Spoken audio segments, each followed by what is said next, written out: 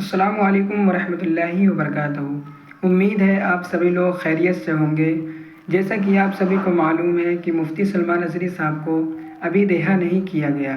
مفتی سلمان اظہری صاحب جیل میں ہیں اور مفتی سلمان اظہری صاحب کی طبیعت خراب ہے اور 8 مہینے کے قریب ہو گئے ہیں مفتی سلمان اظہری صاحب کو رہا نہیں ملی، اور مفتی سلمان اظہری صاحب کے لیے دعا کیجیے۔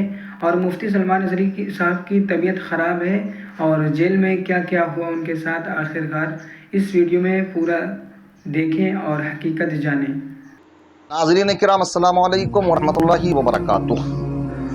مفتی سلمان اظہری صاحب تقریباً 8 مہینے سے زیادہ کا بھی عرصہ ان کو آج جیل میں ہو چکا ہے، اور تحریک فروغ اسلام کے بانی حضرت علامہ قمر عثمان غنی صاحب، ان کو تو اس سے بھی زیادہ کا عرصہ تقریباً 2 سال ہو چکے ہیں۔ دونوں لوگ جیلوں میں ہیں اور ان کی تکلیف میں کوئی بھی آسانی نہیں ہے۔ جو اس وقت کی خبر آئی ہے تحفظ ناموس رسالت کے پلیٹ فارم کے ذریعے سے، تو میں اس کا مفہوم آپ کے سامنے پیش کرنا چاہتا ہوں کہ ان کی طبیعت، دونوں بزرگوں کی طبیعت، مفتی سلمان اظہری صاحب کی بھی، علامہ قمر عثمان غنی صاحب کی بھی طبیعت خراب ہے، اور اس کے باوجود وہ سلاخوں کے پیچھے ہیں۔ کوئی کسی طریقے کی کوئی آسانی نہیں، کوئی رہائی نہیں، کسی بھی طرح سے کوئی بھی ان کو سہولت میسر نہیں کی جا رہی ہے، جبکہ ان کو سخت علاج کی ضرورت ہے، لیکن اس کے باوجود آپ دیکھ رہے ہیں کہ وہ جیلوں کے اندر ہیں۔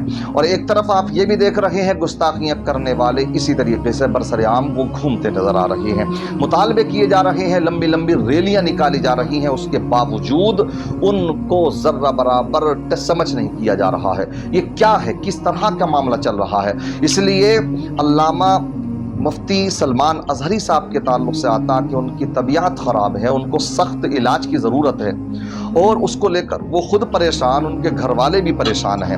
دوسری طرف اگر ہم دیکھیں تو ہمارے جو مسلم لیڈران ہیں، چاہے وہ سانسد ہوں، چاہے وہ ودھائک ہوں اپنے اپنے حلقوں کے، ان کی طرف سے بھی کوئی خاص تعاون نہیں ملتا نظر آ رہا ہے۔ حالانکہ اگر جتنی تعداد بھی ہے آج کی تاریخ میں مسلمان لیڈران کی، تو اگر وہ متحد ہو کر کے آواز اٹھائیں تو دیکھیے جو ایک چنا ہوا انسان ہوتا ہے، جو ایک سنویدھانک پد پر انسان ہوتا ہے، تو اس کی بات میں دم ہوتا، وزن ہوتا۔ سب مل کر کے اگر اس بات کو اٹھائیں، ایک طرف تم جو مجرم رام گیری ہے، تم اس کو جو ہے ایف آئی آر جتنی ہونے کے 58-60 ایف آئی آر ہونے کے باوجود اس کو تم گرفتار کرنے کے لیے تیار نہیں ہو، اور دوسری طرف ذرا سے ایک شعر کی بنیاد پر جو انہوں نے پڑھ دیا تھا، تمہیں لگا شاید ہم کو اس میں اس طرح کا برا بھلا کہا گیا ہے، تو تم ان کو 8-10 مہینے جیل میں رکھے ہوئے ہو۔ تو اس طرح سے اگر ایک ہمارے جو لیڈران ہیں، اگر ان کی طرف سے مضبوطی کے ساتھ اس میں مدد ملے تو میں سمجھتا ہوں کہ یہ آواز دمدار ہوگی۔ میں گزارش کروں گا، امتیاز جلیل صاحب نے جو ریلی نکالی تھی اس میں جو چند مطالبات رکھے تھے، ایک تو نتیش راڑے کو گرفتاری کا، ایک مجرم رام گیری کو، اور تیسرا تھا مفتی سلمان اظہری صاحب کو رہائی کا، علامہ قمر عثمان غنی کی رہائی کا۔ اس لیے ہمیں سمجھنا ہوگا جس طرح سے امتیاز جلیل صاحب نے یہ آواز اٹھائی ہے، تو ہمارے دیگر اگر جو لیڈران ہیں وہ بھی آواز اٹھائیں گے تو ان کی آواز میں دم ہوگا۔ سیاست کو اپنی طرف سے دیکھیے، لیکن جہاں بات حق بیانی کی آئے تو وہ کرنا چاہیے۔ آپ کر سکتے ہیں، آپ جو بھی لوگ ہیں، ایم پی ہیں، جو ودھائک ہیں، تو وہ اس بات کو بخوبی جانتے ہیں۔ اگر متحد ہو کر میٹنگ کریں اور سب مل جل کر کے اس کے خلاف اپنے غور و فکر کریں، کیا معاملہ چل رہا ہے، کہاں پر ان کو دیری ہو رہی ہے آخر ضمانت ملنے میں، تو میں سمجھتا ہوں اگر یہ ادھر توجہ دیں تو بہت آسانی کے ساتھ ان کو رہائی مل سکتی ہے۔ جبکہ آپ کی خاموشی دوسری طرف جو لیڈران ہیں، ہمارے برادران وطن سمجھ رہے ہیں غیر مسلم، تو وہ ان کے لیے رکاوٹ بنے ہوئے ہیں، طرح طرح کا کوئی نہ کوئی روڑا اٹکاتے جا رہے ہیں۔ ایسے میں یہی کہوں گا کہ آپ ایسے لوگوں کو چنا کریں جو آپ کی آواز کو اٹھا سکیں۔ آج ہمارے قومی لیڈر جو ہمارے رہنما ہیں دین کے، وہ جیلوں میں ہیں۔ یہ لوگ اگر اپنے منہ میں دہی جمائے بیٹھے رہیں گے تو بتائیے کیا فائدہ ہمارا؟ ایسے لیڈروں کو چننے سے کیا فائدہ جو ہمارے قوم کی آواز، ہمارے خاص علماء کی آواز کو جو ایوانوں کے اندر بلند نہ کر سکے۔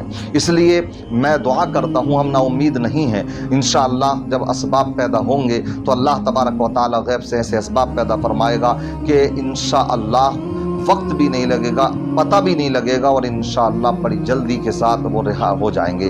दुआ करें अल्लाह तबारक व तआला जो भी हमारे मुसलमान भाई बहुत बड़ी तादाद में जेलों में बंद हैं, बहुत बड़ी तादाद है, और आसाम के अंदर तो बहुत बुरा हाल है। बहुत से मुसलमान जो पढ़े लिखे नौजवान हैं उनको कैद में डाल रखा है।